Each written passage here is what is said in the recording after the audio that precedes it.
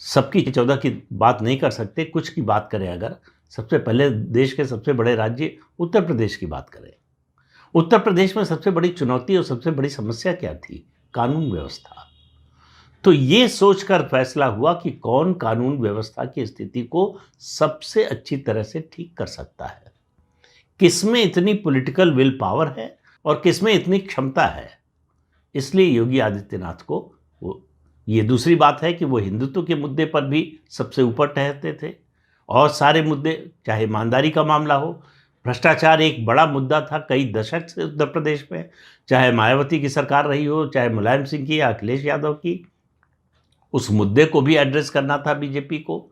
तो लोगों को संदेश देना था कि ये जो हम जिनकी बुराइयां करते हैं उसके खिलाफ हम काम करने जा रहे हैं और हम ऐसे व्यक्ति का चयन करने जा रहे हैं जो इन सारे मुद्दों से लड़ सके, इन बुराइयों को दूर कर सके।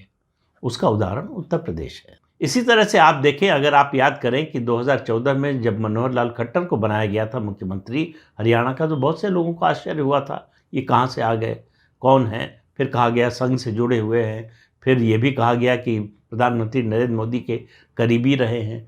लेकिन मेरी नज़र में उनकी सबसे बड़ी खासियत थी, उस समय का जो सबसे बड़ा मुद्दा, सबसे बड़ी चुनौती हरियाणा में थी, हुड्डा सरकार, उससे पहले जो है चौटाला परिवार, हुड्डा परिवार, चौटाला परिवार का भ्रष्टाचार।